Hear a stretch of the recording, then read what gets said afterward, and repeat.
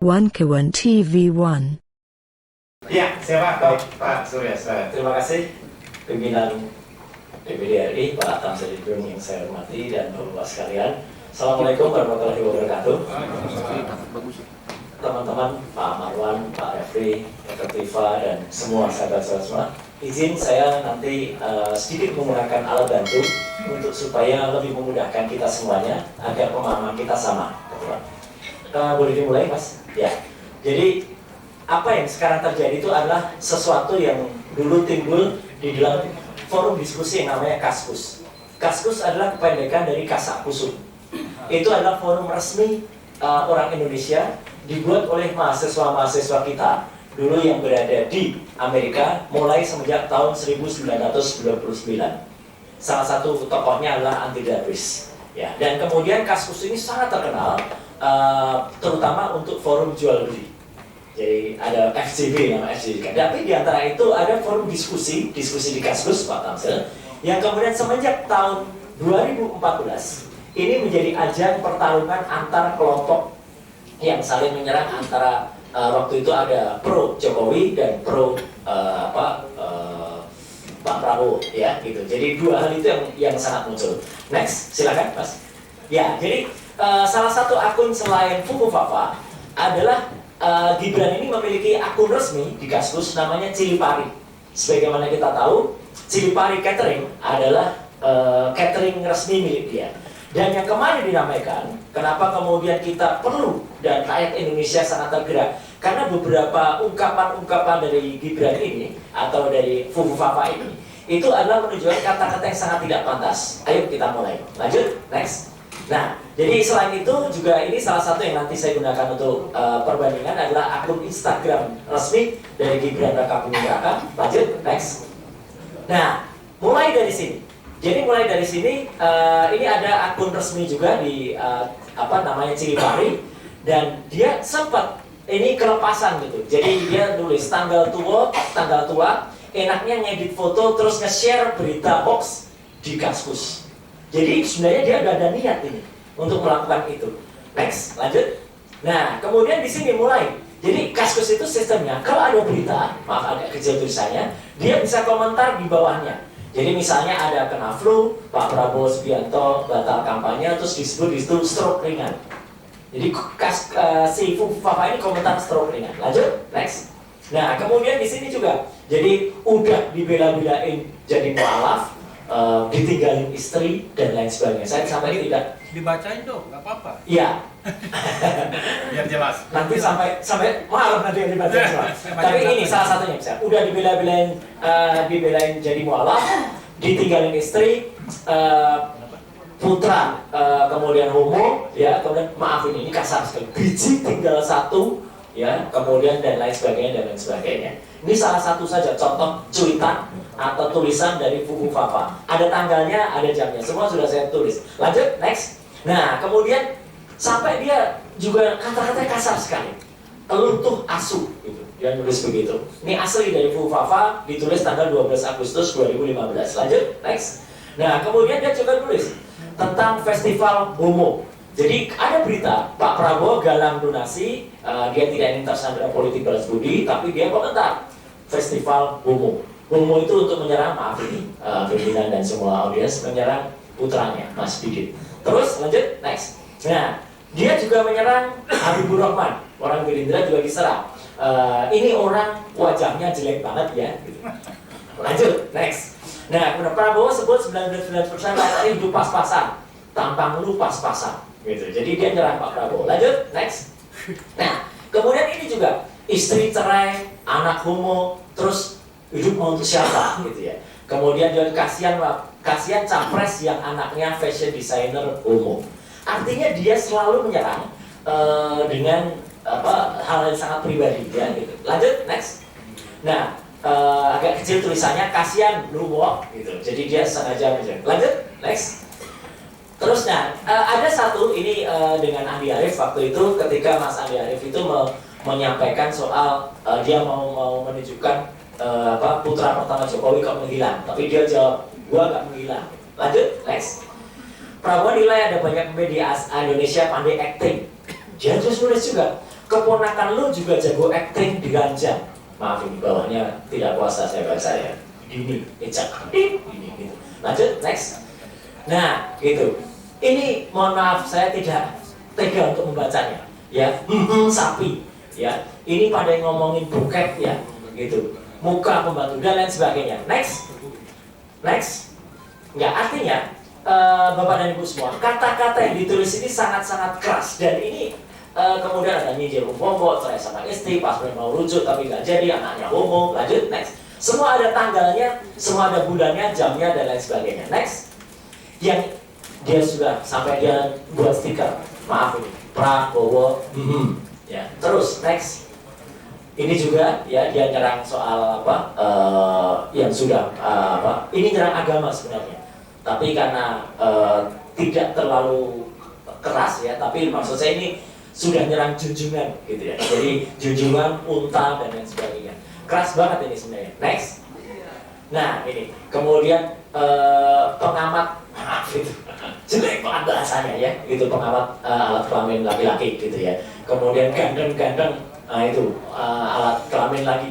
Jadi tulisan-tulisan dia tuh soal selalu alat kelamin, selalu kata-kata kasar, selalu, dan makanya kan kita bertanya, siapa sih Fufu Papa ini? Lanjut, next.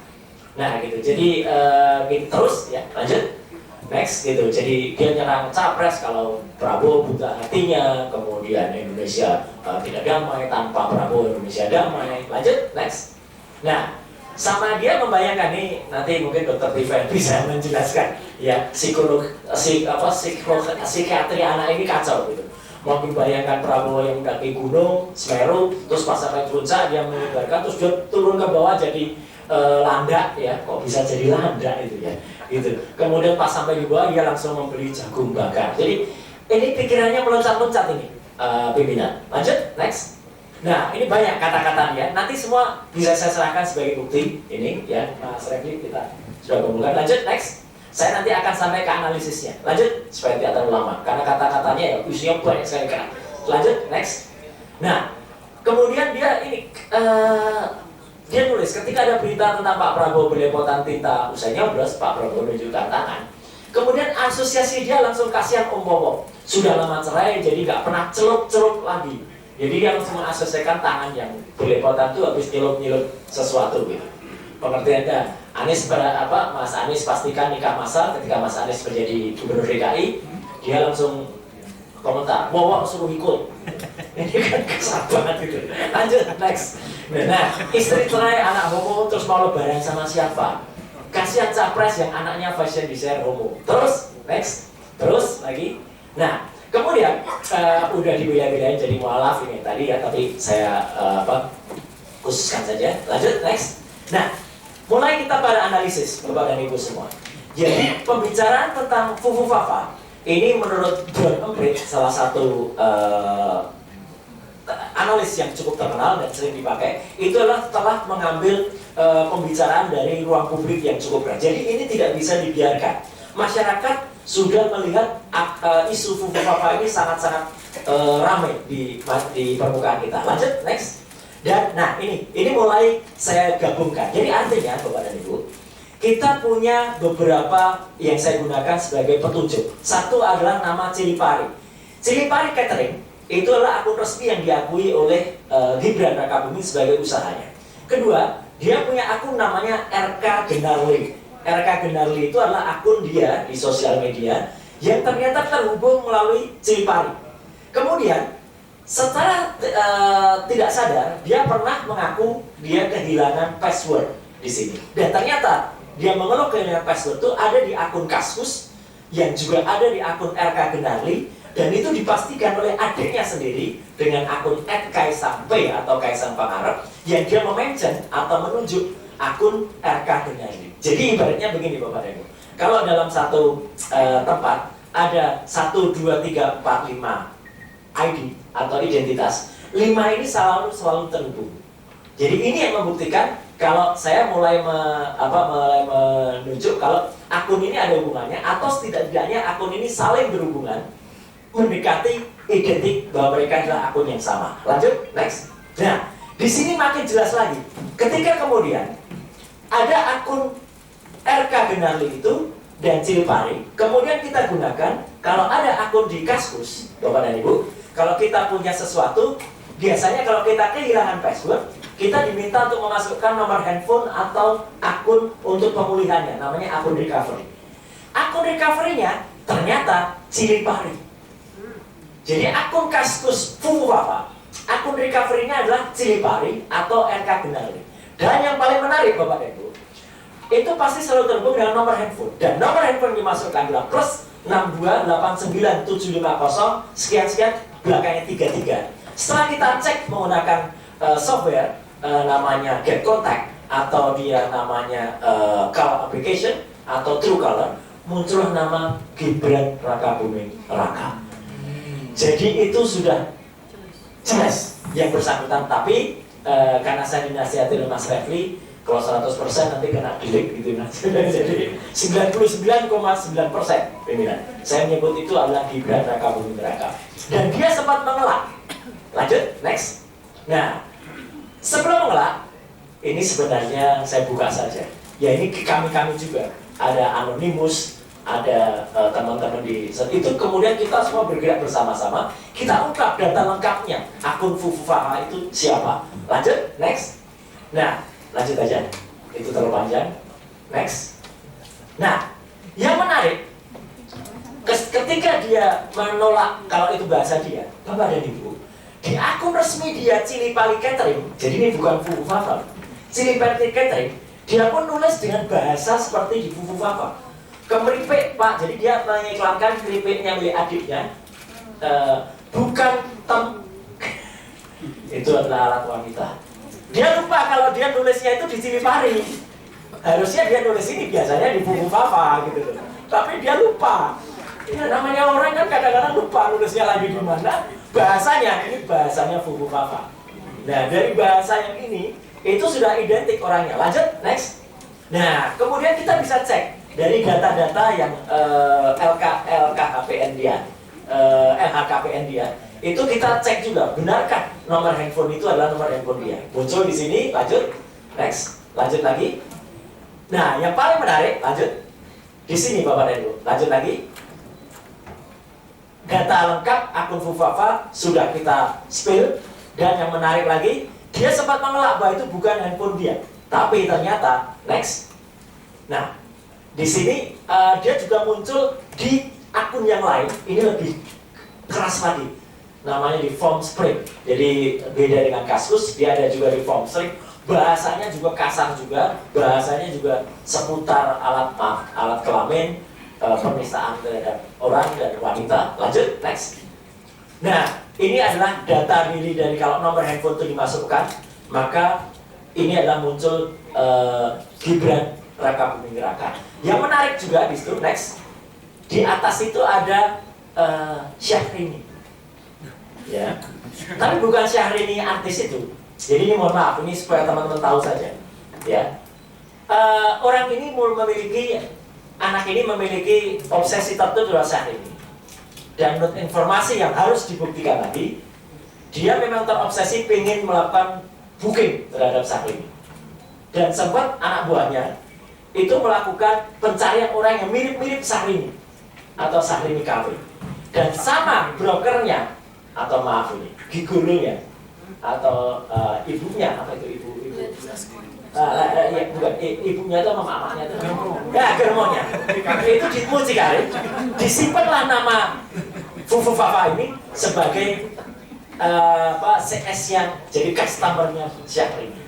Jadi sudah kelakuannya sudah luar biasa. Lanjut, next. Jadi nama dia pun terekam. Inilah data digital Bapak dan Ibu.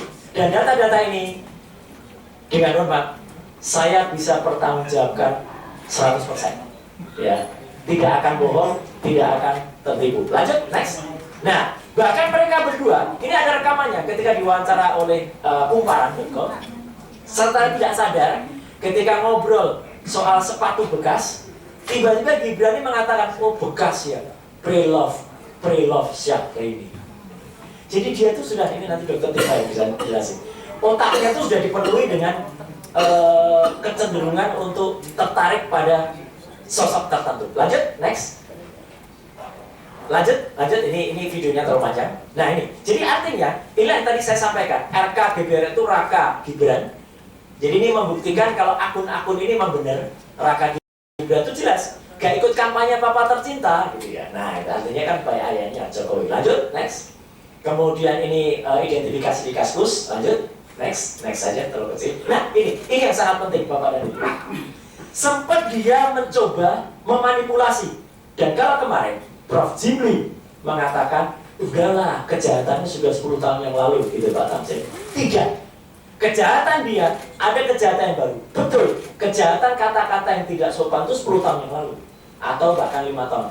Tapi dia berusaha mengubah identitasnya kemarin, ketika nomor handphone yang sudah ketahuan nomor dia, itu kemudian diubah menjadi nama Slamet, supaya menyarukan. Kan ada beberapa orang yang mencoba transfer GoPay ke dia, dia ubah, itu pelanggaran.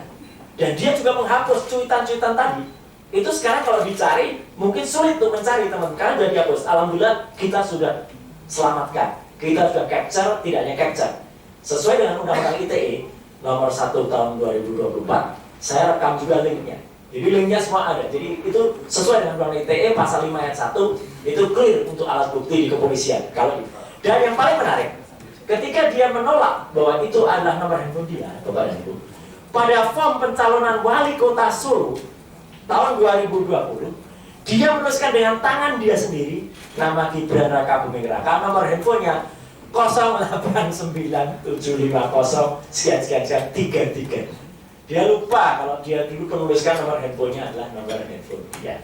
Lanjut, next. Nah, Bapak dan Ibu, ini kecil-kecil, tapi ini adalah penggambaran bagaimana akun Kaskus Furufafa itu tidak hanya terhubung ke situs-situs atau pemberitaan saja, tapi dia juga terhubung ke situs porno di Rusia, terhubung ke video-video bokep atau video BF, semua ada. Dan ini adalah link yang bisa kita gambarkan, semua ada. Ada ekspor, ada kemudian Pornhub dan lain sebagainya. Lanjut, next. Nah, memang anak ini aneh. Bapak dan Ibu mungkin pernah mendengar. Dulu dia punya kafe namanya Martabak Kota Barat di Solo. Ketika belum diprotes masyarakat, salah satu gambar di kafe Markobarnya itu adalah Illuminati, orang dengan mata satu atau Dajjal. Tapi dia beralasan, enggak kok, itu kan segitiga, simbol persatuan dari saya sama 2 temannya lagi yang usaha.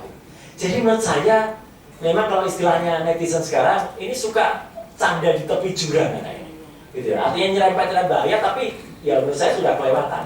Next, saya sampai ke akhir supaya tidak terlalu lama.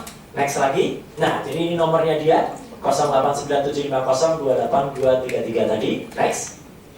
Nah, sampai dia juga melecehkan Sarah. Jadi tidak hanya agama, Sarah ya. Teman di Papua juga dia lecehkan, kulitnya hitam lah, apalah, kayak maaf ini, kayak monyet lah gitu, dia mengatakan begitu. Jelas itu ada kalimatnya. Next. Lanjut. Kemudian dia ini untuk menggambarkan kalau akun Cilipari, akun RK Genarli itu memilih dia. Lanjut, next. Dan ini tadi gambar-gambar link tadi terhubung ke RedTube, Chatterbait, Xhamster, Spambank dan lain sebagainya. Lanjut. Terakhir, next. Ya, jadi situs Indonesia yang porno pun ada, semprot.com pun dia juga masuk ke sana. Next. Dan ini gambaran dari ini, analisis dari drone emprit menunjukkan perbincangan tentang Furufafa. Lanjut, next. Dan ini data dia sesuai dengan data yang ada di TPS-nya juga. Lanjut, next. Ini dia sempat mengubah tanggal register, tapi dijawab oleh CEO Kaskus mustahil, jadi sudah dilindungi juga supaya tidak diubah-ubah. Next, next. Dan warganet saling transfer. Next. Itu tadi yang ada. Next. Dan yang terakhir, oke. Ya, yang terakhir, pimpinan DPD yang saya hormati dan teman-teman semua, tidak hanya saya yang sudah menyampaikan, sebenarnya videonya ada, tapi terlalu panjang untuk dimuat, jadi saya izin tidak memutarnya, tapi nanti sebagai bukti kami ke DPD. BSSN, Badan Cyber dan Sandi Negara, itu sudah mengkonfirmasi sebenarnya akun Furufafa itu adalah Gibran Raka Buming Raka. Dan ya sudah BSSN, dan itu sudah dimuat di bocor alus Tempo. Dan sempat ditanyakan ke yang bersangkutan, nah inilah anak ini bohong, menjawab tidak. Tapi lucunya, bapak-bapak dan bapak ibu semuanya, adiknya Kaisar Pangarep ketika ditanya menjawab itu milik Kak Gibran. Jadi anak ini bohong dalam waktu yang belum lama. Jadi artinya kalau itu sesuai dengan undang-undang sudah melakukan tindakan yang tidak terpuji, saya kira benar. Sekian, terima kasih. Wassalamualaikum warahmatullahi wabarakatuh. Jadi ini kesalahan besar BPD Pak Kamsil. Iya kan? Harusnya kita diterima sebelum pelantikan. Kita tercatat dalam sejarah punya wakil presiden yang kayak begini. Memalukan. Memalukan. Dokter Tipa. Lanjut, siapa Dokter Tipa? Silakan.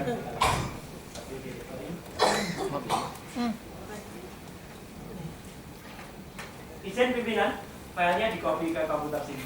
Oh iya, silakan. Bismillahirrahmanirrahim. Assalamualaikum warahmatullahi wabarakatuh. Waalaikumsalam. Bapak Ketua Pimpinan yang saya hormati, beserta jajaran, beserta Bapak dan Ibu sekalian yang hadir. Saya Dr. Tifa dipercaya untuk memberikan penjelasan dari aspek kedokteran klinis, ya, sebagaimana kompetensi yang saya kuasai. Ini saya melakukan disclaimer dulu. Saya adalah dokter lulusan Fakultas Kedokteran Universitas Gadjah Mada, dan untuk kompetensi yang terkait dengan FUFU-FAFA ini, Behavioral Neuroscience, adalah kompetensi saya peroleh dari program doktor yang saya tempuh di Universitas Indonesia.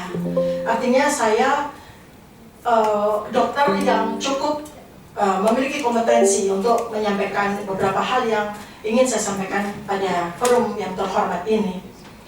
Saya di sini tidak dalam kapasitas untuk menyatakan apakah pemilik akun FUFU-FAFA ini adalah Gibran Rakabuming Raka yang sekarang menjadi wakil presiden terpilih.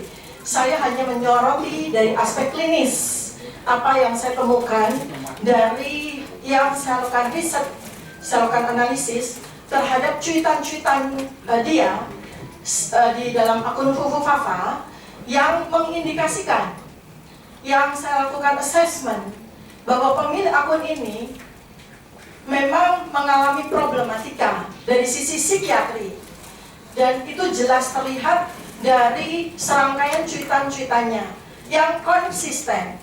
Artinya kalau sebuah gejala klinis itu dilakukan secara konsisten, maka kita patut melakukan assessment. Artinya tersangka, kalau dalam bahasa kedokteran klinis adalah suspected. Kita belum bisa menegakkan diagnosis, karena menegakkan diagnosis psikiatri itu membutuhkan waktu yang lama. Pengamatan, observasi, wawancara itu dilakukan berbulan-bulan untuk bisa menegakkan diagnosis apakah seseorang itu tegak diagnosis sebagai penderita gangguan jiwa atau tidak. Jadi kalau ada orang bertanya kepada saya, mengapa seandainya pemilik akun FUFU-FAFA ini adalah memang Gibran Rakabuming Raka, mengapa lolos tes kesehatan pada saat dicalonkan sebagai cawapres waktu itu? Maka jawaban saya di sini adalah tidak mungkin sebuah diagnosis tegak atas gangguan jiwa dilakukan pada saat waktu yang amat sangat singkat ketika yang bersangkutan itu menjalani pemeriksaan kesehatan di rumah sakit yang ditunjuk.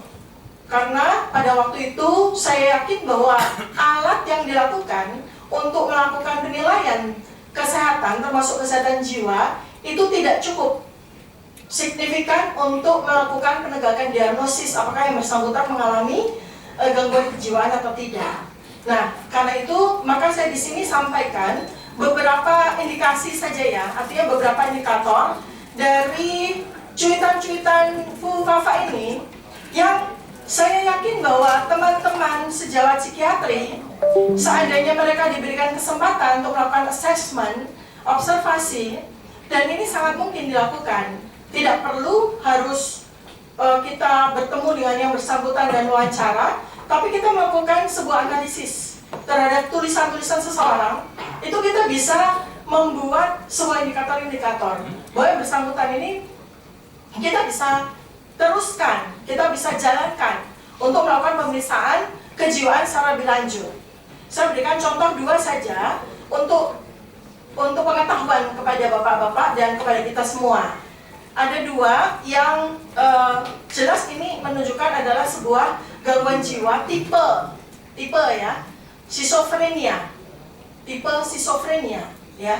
Jadi ada satu yang dia cuitkan, yang dia tuliskan, dan ini menarik karena ada waktu-waktu tertentu ya, ketika seseorang itu mengalami gangguan hormonal yang berkaitan dengan psikiatri. Jadi dia menulis tanggal 21 Juni 2014 pukul 23.51. Penderita gangguan jiwa itu susah tidur dan dia mengalami sebuah peningkatan ekskalasi hormonal pada saat justru tengah malam. Jadi aktif-aktifnya itu tengah malam gitu, ya. Nah, dia menulis di sini. Saya lagi membayangkan Prabowo mendaki Semeru. Ya, ini saya buat sebuah analisisnya ya untuk contoh. Jadi terus pas nyampe di puncak dia mengibarkan bendera merah putih. Nah, ini saja sudah menunjukkan inkoherensi, flight of idea yang sangat khas pada penderita schizophrenia. Kemudian dia berteriak, titik kembalilah ke pelukanku, itu flight of idea lagi. Jadi dia membayangkan karena dari konsistensi cuitan-cuitan dia sangat menghina Pak Prabowo ini sebagai seorang duda, cerai, ya. Itu dia terobsesi dengan hal tersebut.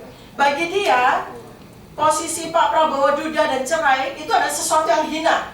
Karena itu dia terus-menerus secara konsisten dia tampilkan itu dalam cuitan-cuitannya.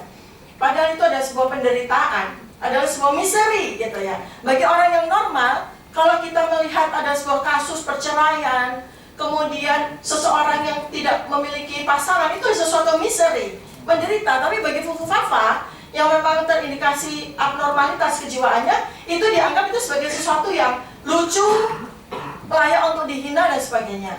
Dan terus habis itu dia menggelinding ke bawah seperti seekor landak. Jadi dia menganggap sosok yang bernama Prabowo ini seperti binatang yang dari gunung dia menggelinding seperti landak. Pas sampai di bawah, dia langsung membeli jagung bakar. Flight of idea lagi. Ketika dia sedang membayangkan gunung, dia membayangkan Prabowo menggelinding dengan lucu, lalu kemudian dia langsung flight of idea, ingat bahwa di puncak itu ada orang jualan jagung bakar. Jadi dari Semeru dia ke puncak, seperti itu ya. Nah ini banyak sekali apa simptom-simptom schizophrenia itu muncul. Satu lagi yang saya temukan, ini menarik sekali dari cuitan dia yang dia lakukan 19 Juni 2014 pukul 22.21. Pada saat kita mau berangkat tidur dia malah aktif ya. Nah dia menuliskannya begini, Garuda merah adalah burung yang sedang mengalami menstruasi. Dari kalimat ini saja sudah aneh ya. Garuda merah itu berarti dia sedang mengimajinasikan logo dari suatu partai tertentu. Garuda merah, ya. Burung yang sedang menstruasi, kok bisa menstruasi? Flight of idea-nya dia itu mendisosiasikan merah dengan menstruasi. Kan ini aneh ya. Garuda merah, burung sedang menstruasi. Segera beli pembalut biar nggak bocor. Kita mengasosiasikan bahwa seseorang yang pada waktu tahun 2014 itu sering sekali menyebutkan bocor adalah Pak Prabowo pada saat kampanye pada waktu itu ya. Jadi dia membuat itu sebagai sebuah fantasi yang deduktif sifatnya, bersifat paham sifatnya ya. Tapi kalau beli pembalut jangan di malam hari, nah ntar bisa diculik kampret. Nah kita kan ingat ya waktu itu ya, kampret, kadrun dan sebagainya kan. Terus yang lucu, oh nasibku, saya tidak tahu apa itu TPID. Tiba-tiba dia ke TPID, coba tanya atasan saya, ya kan? Langsung dia di kalimat berikutnya, kuda-kudaku yang lucu, oh Fadlizonku yang makin bulat. Nah tiba-tiba dia ingat sama Pak Fadlizon. Terus kalimat berikutnya lagi, buku adalah jendela dunia, tabloid obor rakyat adalah apa ya? Nah bingung dia. Nah terus saya pengen, tiba-tiba lagi di dalam kalimat berikutnya, saya pengen belusukan ke pasar, tapi kuda saya nggak boleh ikut. Tiba-tiba dari buku, dari Fadlizon yang bulat, tiba-tiba buku, belusukan ke pasar, tapi kuda saya nggak boleh ikut. Dia mengasosiasikan lagi dengan Prabowo yang menyukai kuda, ya kan? Terus besok ya debat cawapres aja kan, ya udah saya tidur di rumah aja. Kalimat berikutnya, bingung mau ngirim cendol ke siapa, kirim ke saya saja ya. Coba dari satu paragraf aja jelas menunjukkan sebuah kompleksitas kejiwaan yang ini kalau kita baca ribuan kalimat-kalimat yang dia cuitkan, kurang lebih 5.000 ya, yang sudah dihapus ada 2.100, kita akan jelas bisa melakukan penegakan diagnosis seseorang ini menderita skizofrenia jelas. Kalau perlu dikirim ke rumah sakitnya ayahandanya Pak Roy Suryo, Rumah Sakit Jiwa Puri Nirmala, karena saya yakin bahwa ini akan tegak diagnosis. Nah, saya ingin menyampaikan bahwa tidak hanya soal perbuatan tercela, karena perbuatan tercela secara undang-undang itu layak sekali untuk menjadi pasal pemakzulan. Tetapi buat saya adalah yang lebih mengkhawatirkan lagi, yang lebih bahaya lagi adalah apabila seseorang tersebut memiliki sebuah jabatan yang amat sangat penting bagi kelangsungan dari negara, bangsa, dan keselamatan dari seluruh rakyat Indonesia. Bagaimana mungkin seseorang yang jelas menunjukkan ada indikasi-indikasi mengalami gangguan kejiwaan seperti ini dipercaya untuk membuat kebijakan-kebijakan yang berkaitan dengan keselamatan seluruh bangsa dan negara ini. Demikian Bapak Pimpinan dan Bapak Ibu sekalian, mudah-mudahan bisa menjadi insight. Sebab saya juga tidak mau terlalu panjang, mungkin Bapak dan Ibu akan ada yang ingin bisa disampaikan. Terima kasih. Billahi taufiq wal hidayah. Assalamualaikum warahmatullahi wabarakatuh. Terima kasih Dr. Tiba, yang lain. Oh ya, Silakan. Ada yang terlewat tadi dari Mas Roy. Silakan. ya. Izin tadi topiknya lain pimpinan. Jadi saya diingatkan tadi Dr. Riva lebih ke soal kesehatan. Saya menambahkan bahwa syarat minimal untuk menjadi seorang calon wakil presiden waktu masih calon adalah setidaknya dia lulus SMA. Nah, saya dan Dr. Riva itu sudah sering melakukan penelitian dan kemudian kita publish melalui Twitter atau sosmed bahwa yang bersangkutan itu pernah memang sekolah 2 tahun, hanya 2 tahun saja di sekolah Santo Yosef di Solo. Padahal waktu dia sekolah SMA 2 tahun itu ayahnya Pak Joko Widodo itu masih wali kota Solo. Berarti sebenarnya masih memiliki kekuasaan untuk sebenarnya mudah untuk. Tapi tidak, dia hanya menjalani sekolah selama 2 tahun. Setelah itu dia pindah ke salah satu high school konon di Singapura. Saya sebut konon karena di Singapura dia meneruskan SMA itu 3 tahun lagi pimpinan. Jadi artinya kalau dijumlah SMA-nya 5 tahun. Kenapa harus sampai 3 tahun lagi di Singapura? Apa yang terjadi? Sudah itu mendadak dalam situs wali kota Solo, pemerintah kota Solo, tertulis dia menyelesaikan pendidikan di University of Bradford. Padahal tidak ada University of Bradford di Singapura. Adanya MIDS. Dan MIDS di Singapura itu ternyata sudah tidak ada hubungan lagi dengan University of Bradford. Dan masih tercatat di situs wali kota Solo. Sampai sekarang masih ada. Dia tercatat kemudian melanjutkan studi ke UTS, University Technology of Sydney di Australia. Hanya setahun. Aneh. S2 hanya setahun. Ternyata setahun itu setelah dicek, itu hanya melakukan pendidikan matrikulasi. Tidak masuk university.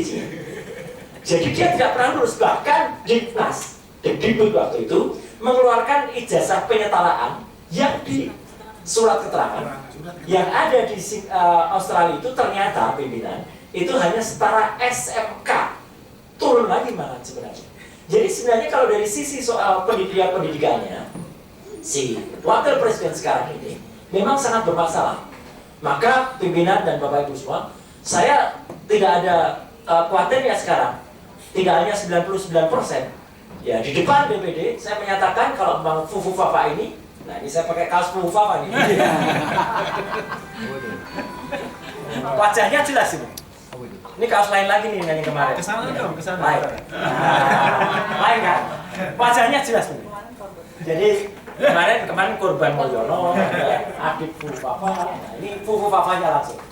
Jadi mohon tindakan jelas dan tegas dari wakil kami di Dewan Perwakilan Daerah. Terima kasih.